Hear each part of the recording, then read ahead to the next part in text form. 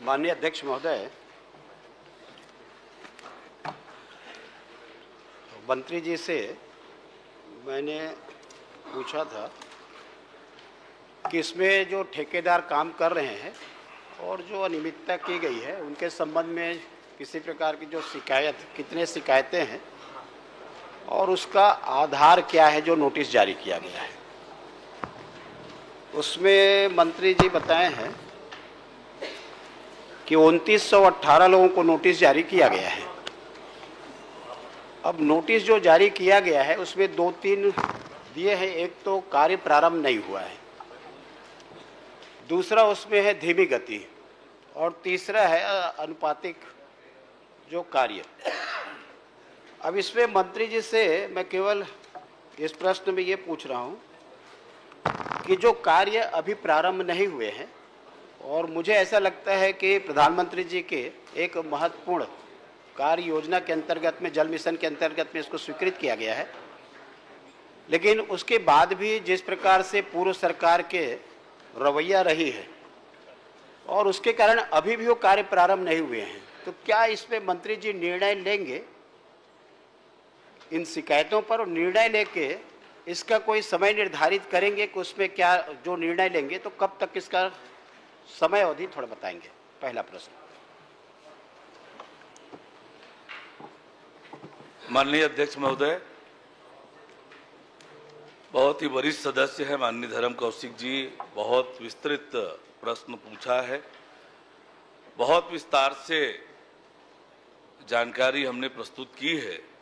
विगत 2 वर्षों में जल जीवन मिशन के अंतर्गत ठेकेदार और संस्थाओं के विरुद्ध 2918 नोटिस जारी किए गए।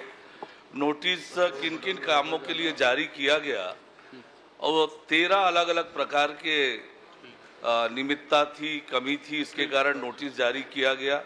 कार्य की धीमी गति होने के कारण, कार्य जारी होने के उपरांत निर्धारित समयावधि में कार्य प्रारंभ नहीं करने के कारण, तत्काल कार्य प्रारंभ करने बाबत नोटिस, अनुबंध समयावधि में कार्य पूर्ण नहीं करने के कारण, जलागार निर्माण कार्य में प्रगति अत्यंत धीमी गति होने के कारण, शेष कार्य को पूर्ण कर कार्य योजना प्रस्तुत करने के कारण, कार्य में समानुपातिक प्रगति नहीं होने के कारण, अनुबंध में शेष बचे कार्य पूर्ण कर अंतिम देयक प्रस्तुत करने बाबत, वार्षिक टर्नओवर प्रमाण पत्र नियमानुसार नहीं होने पर कूट रचित अनुभव प्रमाण पत्र प्रस्तुत करने के संबंध में, कार्यों की धीमी प्रगति और अमानक स्तर कार्यों के संपादन, आईएसए संबंधी प्रचार प्रसार में विलंब होने के कारण, कार्य बंद होने पर पुनः प्रारंभ करने बाबत, ये 13 अलग अलग बिंदु है जिस आधार पर 2918 नोटिस जारी किए गए।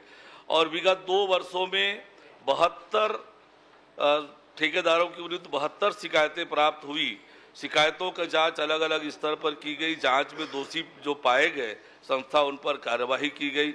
ठेकेदार का अनुबंध निरस्त कर पुनः निविदा आमंत्रित की गई। पाइपलाइन बिछाने हेतु खोदे गए, मरम्मत हेतु निर्देशित किए गए। गुणवत्ता विहीन कार्य को तोड़ने की कार्यवाही की गई। चयनित स्रोत में जल की कमी के कारण नवीन स्रोत निर्माण की कार्यवाही की गई।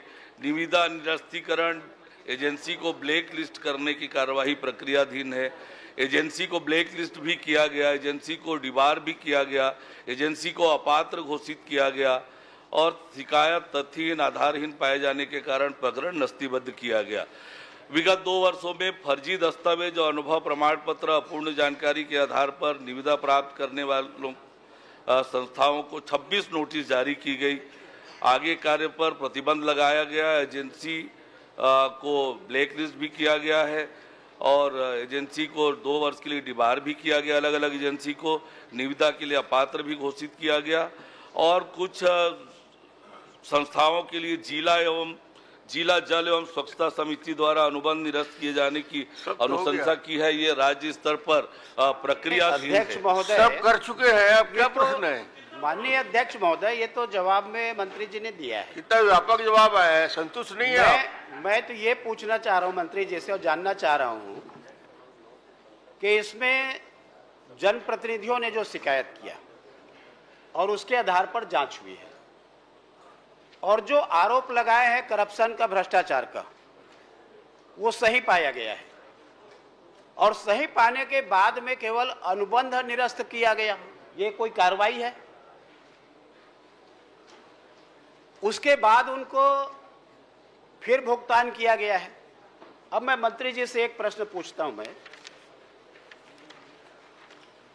कि जो फर्जी दस्तावेज, कूटरचित दस्तावेज के आधार पर काम लिया गया, और काम थोड़ा बहुत नहीं है ना, करोड़ों का है, अरबों का काम है, और काम लेने के बाद में उनकी जब जांच की गई तो ये इस बात को स्वीकार किया है कि फर्जी दस्तावेज के आधार पर, कूटरचित दस्तावेज के आधार पर, मतलब जो इंटाइटल नहीं थे उनको आपने काम दिया, आपके अधिकारियों ने जानबूझ करके दिया। और उसके बाद में जो जांच हुई है तो जांच में आपने क्या लिखा है कि ब्लैक लिस्ट किया गया। ये तो 420 का मामला है, उनके खिलाफ में एफआईआर क्यों नहीं की है? ये तो आपका ईडी का मामला है, 100 करोड़ का मामला है अध्यक्ष महोदय, 100 करोड़ का मामला है ये। और इसमें जो जांच होनी चाहिए तो आप ब्लैक लिस्ट कर दिए, आपके अधिकारियों ने उसको पेमेंट कर दिया ब्लैक लिस्ट करने के बाद भी। और ब्लैक लिस्ट ये 420 का मामला है। तो मैं मंत्री जी से पूछना चाहता हूं, क्या एक तो इसमें जिस प्रकार से जानबूझ करके उन्होंने फर्जी दस्तावेज लगाया, 420 का मामला किया, उसके खिलाफ में आप एफआईआर दर्ज कराएंगे क्या? और दूसरी बात, ये बड़ा मामला है, छोटा मामला नहीं है, तो इसको ईडी से जांच कराएंगे क्या? समस्त मामला को ईडी को देंगे क्या?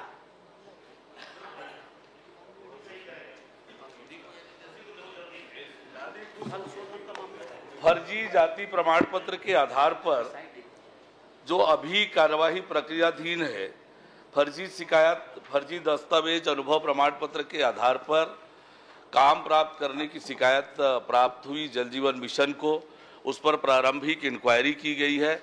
इंक्वायरी करने के बाद जो राज्य स्तरीय उच्च पावर समिति है, उस समिति को अनुशंसा की गई है। समिति विचार करके जो भी निर्णय करेगी उसके आधार पर आगे की कार्यवाही की जाएगी। एफआईआर करने की भी अनुशंसा हुई तो निश्चित रूप से एफआईआर करेंगे।